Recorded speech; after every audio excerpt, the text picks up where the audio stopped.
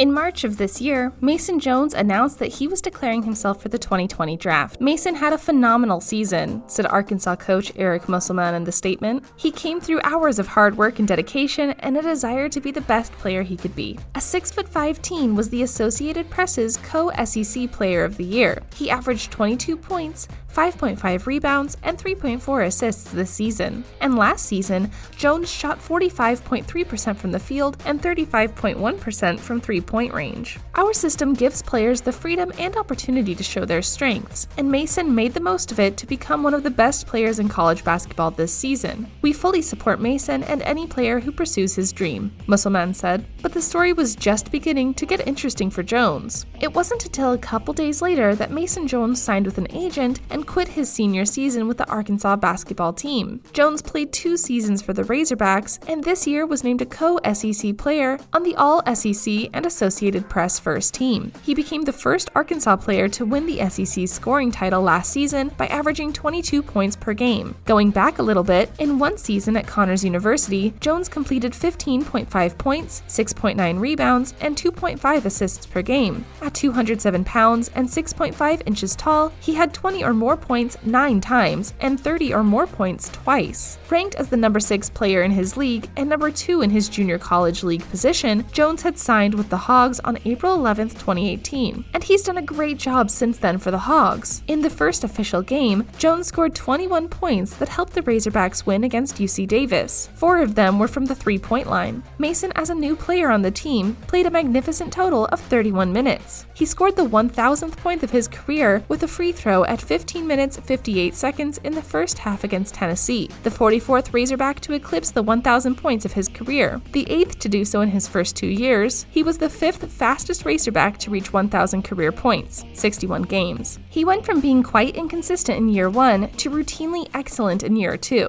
His dedication to his craft translated into an incredible floor general, and it resulted in a series of accolades: Associated Press SEC Player of the Year, unanimous selection of the first All-SEC team, and AP All-American Honorable Mention. He is also a finalist for the Jerry West Award, which recognizes the best guard in college basketball. 5 times as a sophomore, he scored at least 15 points in a game, and then finished with 6 or less the next time. Jones scored more than 40 points twice, 30 plus 7 times, and 20 or more in 9 games. And when his shot wasn't dropping, he became a solid distributor. He may not have deployed his game every night as a scorer, but when he didn't, he contributed in other ways. On rebounds, helping his teammates, or acting on the defensive side, he grew as a defender. Jones may have put together the best scoring streak in SEC games Bud Walton Arena has ever seen. In the last 6 home games in Arkansas, he averaged 32.8 points, with 53.5% of the shots against South Carolina, Auburn, Mississippi State, Missouri, Tennessee, and LSU. He finished with at least 34 points in 5 of those 6 games, and went on to win 40 points against Auburn, the top 15. He also scored more than 20 points in 6 of 9 away games in the league, including 30 in Alabama in a great win, and Texas A&M, he had 8 three-pointers in 11 tries. Every time the ball found Jones's hands in a long rebound, a tee-off pass, or a scramble situation, he was almost unstoppable. He was going to score on the hoop, commit a foul, or both, or find a teammate for a high-quality appearance. According to Synergy Basketball Analysis, Jones averaged 6 points per game in transition alone. Anthony Edwards, a freshman from Georgia, who was ranked number 1 in this year's draft, was second with 5.4 per game. He's a great finisher. Jones scored a team record 89 times on the hoop and finished with 68.5%. During the first 3 months of the calendar, Jones scored 43 times in the restricted area. He has a high IQ. Musselman put the ball in Jones's hands a lot and let him be himself, allowing him to create individuality and for others. One aspect of this game that had to drive coaches and opposing teams crazy was his innate ability to generate contact and get to the line. He finished 2019-20 with 282 free throws attempted. Jones led the nation in fouls taken every 40 minutes, according to KenPom, with 8.1, and tied at 8.4 in SEC games. As a sophomore, those numbers stood at 5.1 and 5.4 respectively. He also ranked 17th in exclusive SEC games with the 2.3 steals, which led the team. He's a great playmaker playmaker and shot maker. There was much more to Jones's offensive game than just scoring the ball, which he did at will. Entering his junior season,